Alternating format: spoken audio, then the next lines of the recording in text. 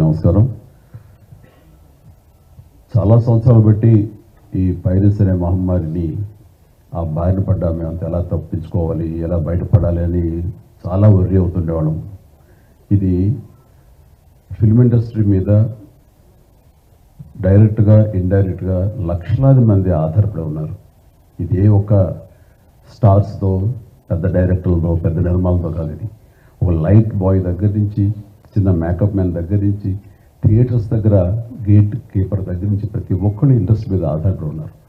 ఇంతమంది కష్టాన్ని ఒకడు అప్రంగా వచ్చి దోచుకుంటుంటే, దౌర్జన్యంగా వాడు ఎదురు సవాళ్ళు ఇసురుతుంటే ఇది తట్టుకోలేని పరిస్థితి.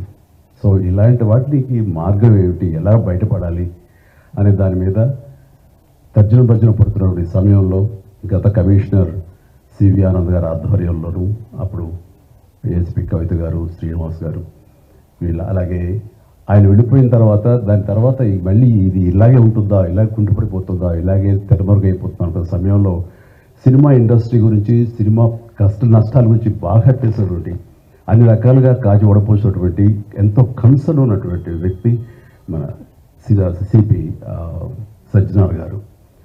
ఆయన చూపించిన చొరవకి, ఆయన రెసిస్టెంట్ ట్రయల్స్కి మిగతా ఆఫీసర్స్ అందరూ సహకరించిన దానికి ఈ రోజున ఎవడైతే ఛాలెంజ్, ఏ పైరేట్ అయితే కనుక ఛాలెంజ్ విసిరేయడో దమ్ముంటే చూసుకోండి అతన్ని ఈ రోజున పట్టుకోవడానికి వారు సహకరించారు. అది వారి మనస్ఫూర్తిగా వారిని, వారికి సహకరించిన ఆఫీసర్స్ని, కవిత గారిని, శ్రీనివాస్ గారిని, ఇతర మహేష్, సిఏఎల్ని, వాళ్ళందరూ కూడా మనస్ఫూర్తిగా పరిశ్రమ తరపు నుంచి, నా తరపు నుంచి నా అభినందనలు, ధన్యవాదాలు మనస్ఫూర్తిగా తెలియజేస్తున్న సందర్భంగా. అండ్ ఆ తర్వాత ఇది ఇలాగే ఆగిపోకుండా కొనసాగే విధంగా పరిశ్రమ ఒక్కటిగా ఉంటూ, ఆ రోజు సినిమా తీసావు, రిలీజ్ అయిపోయింది, దాన్ని మన బాధ లేదు అనుకోకుండా ప్రతి ఒక్కరు కూడా ఇది మన పరిశ్రమ, ఇటు ఎంతో లబ్ధి పొందాము, దీనివల్ల మనం అభివృద్ధిలోకి వచ్చాము, దీన్ని కాపాడవలసిన బాధ్యత మన అందరికీ ఉందని సంఘటితంగా ఒక్కటై పోలీసు వారిని ఆశ్రయించి వాళ్ళ సహకారం తీసుకుంటూ, వాళ్ళకి మనం కాంప్లిమెంట్ చేస్తూ ఇలా ఒకరొకరు సమన్వయపరుచుకుంటే కనుక ఖచ్చితంగా ఇది ఏదో రోజుకి ఇది రూపుమాపడానికి మన ప్రయత్నం మనం చేయొచ్చు. అండ్ ఇది ఈ రోజున గ్రేట్ అచీవ్మెంట్, ఈ ఐబొమ్మ నిర్వాహకుని పట్టుకోవటం. అలాగే last time Madras Tamil blasters అని అతన్ని పట్టుకోవటం.